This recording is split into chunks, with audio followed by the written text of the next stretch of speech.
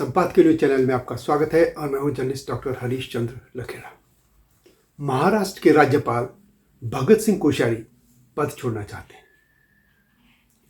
उन्होंने प्रधानमंत्री को अपनी इच्छा जता दी है और राजनिवास ने उनकी जो ये इच्छा है बाकायदा से ट्विटर पर जारी करके सार्वजनिक भी कर दी है। अब सवाल ये है कि आखिर वे क्यों पद छोड़ना चाहते हैं। उन्होंने जो इसका कारण बताया है, उन्होंने लिखा है कि वे जीवन का जो बचा उनका जीवन है, शेष जीवन, उसमें मनन, चिंतन मनन और अध्ययन आदि करना चाहते हैं। लेकिन पहला सवाल तो ये है कि आखिर राजनिवास में उन्हें ऐसी कौन सी परेशानी है कि वे वहाँ चिंतन मनन अध्ययन नहीं कर पा रहे। वे कोई केंद्रीय मंत्री नहीं है, मुख्यमंत्री नहीं है, या कोई और मंत्री नहीं है, या भारतीय जनता पार्टी के संगठन में उन्हें कोई दायित्व है कि वे इसमें परेशान हो, बहुत व्यस्त हो।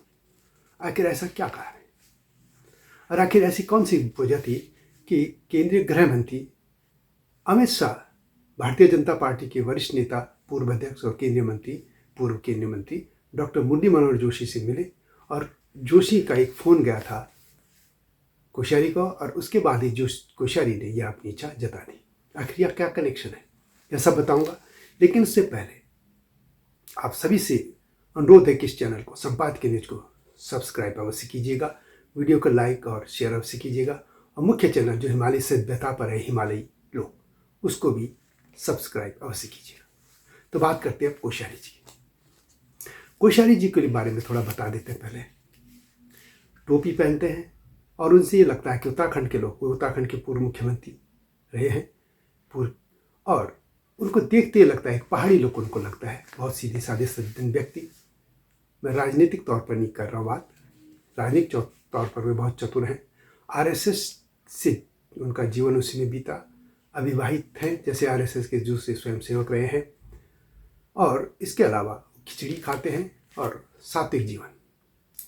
राजनीतिक तौर पर अलग से बात होगी कभी, लेकिन अभी मैं इसके बारे में बता रहा कि उनको देखते ही लोग उन पर अपनी इमेज लगती है कि पहाड़ी व्यक्ति।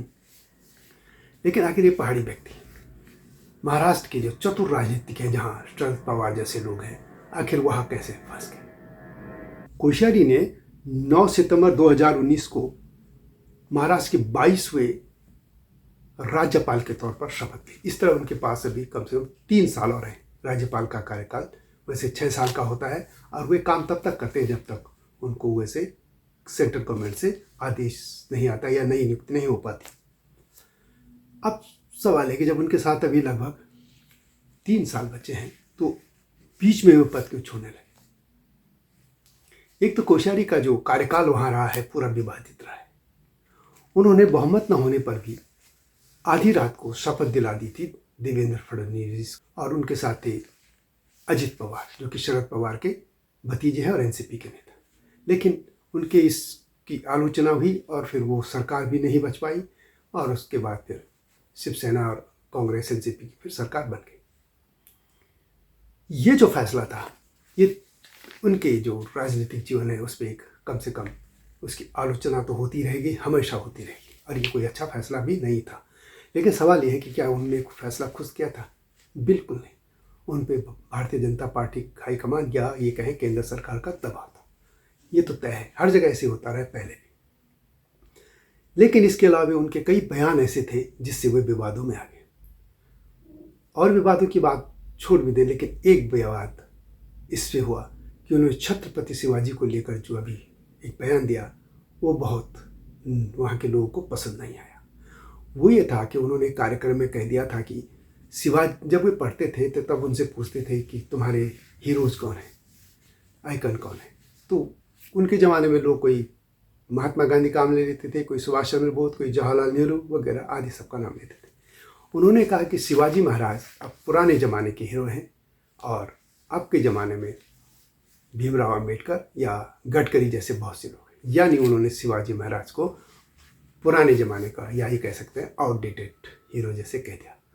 और ये चीज़ मराठा, खासतौर मराठियों को पसंद नहीं है, किसी को भी नहीं आएगी, भारतीय समाज को भी पसंद नहीं आएगा। हीरो तो हीरो होते हैं, चाहे किसी भी कालखंड के हों। वो माना जा रहा है कि इस तरह का जो उनका एक बयान था, इसके अलावा उन्होंने और भी बयान दिए थे, सावित्री फुले और उन जो को लेकर, तो ये तमाम जो बयान थे वो उससे जो मौजूदा सरकार है भारतीय जनता पार्टी और शिवसेना शिंदे गुट, वो असहज हो गया। तो कोश्यारी के इस तरह के बयानों से भारतीय जनता पार्टी और शिवसेना शिंदे गुट की जो ये सरकार है वो असहज हो गई। और सूत्रों का ये कहना है कि मुख्यमंत्री एकनाथ शिंदे नहीं चाहते कि अब कोश्यारी वहाँ पे राज्यपाल के तौर पर रहें, क्योंकि इससे अब उनको चुनाव में भी जाना है, लोकसभा चुनाव होंगे, फिर महाराष्ट्र के भी चुनाव होने हैं। और यदि कोश्यारी वहीं रहते हैं तो इस तरह के बयान से उनकी छवि और ही खराब होती रहेगी। और वैसे भी जो अब विपक्ष में शिवसेना हो, एनसीपी हो, कांग्रेस हो, वो कोश्यारी को पहले से ही पसंद नहीं करते रहे, उनकी आलोचना करते रहे, उन पे एक तरफा फैसले लेने या पक्षपात वाले वो फैसले लेने का आरोप लगाते रहे। और जब सत्तारूढ़ भारतीय जनता पार्टी और एकनाथ शिंदे की जो शिवसेना है वही उनको असहज हो गई, तो जाहिर है कि ऐसे में कोश्यारी का वहाँ रहना मुश्किल था। ये भी माना जा सकता है कि कोश्यारी को संभवतः केंद्र सरकार ने दूसरी तरफ ट्रांसफर या कहीं और दूसरी जगह राज्यपाल बनाने का ऑफर दिया होगा, लेकिन कोश्यारी ने इसे अपमान जैसा माना और इसके बाद उन्होंने अपनी ये पेशकश कर दी। लेकिन इस पूरे तंत्र में जो सूत्रों का ये कहना है कि बाकायदा ये था कि उनको कहा कैसे जाए। तो इसके लिए ये हुआ कि आपने देखा होगा कि कुछ दिनों पहले गृह मंत्री अमित शाह डॉक्टर मुरली मनोहर जोशी से मिले। हालांकि कहा गया कि उनको ऐसे मिलते रहते हैं उनके स्वास्थ्य की या कुशलता जानने के लिए, लेकिन माना जा रहा है कि ये तार वहीं से जुड़े थे, क्योंकि राज्यपाल की जो नियुक्ति या जो भी होते हैं वो गृह मंत्रालय के माध्यम से होते हैं। उसके बाद सूत्रों का एक पक्का कहना है कि मुरली मनोहर जोशी ने कोश्यारी जी से बात की और कोश्यारी ने इसके बाद अपनी जो इच्छा थी, जो इच्छा जिसको हम कहेंगे इच्छा, उसको सार्वजनिक कर दिया कि वो पद छोड़ना चाहते हैं और वो अध्ययन मनन करना चाहते हैं वगैरह वगैरह। तो ये इसकी कहानी थी।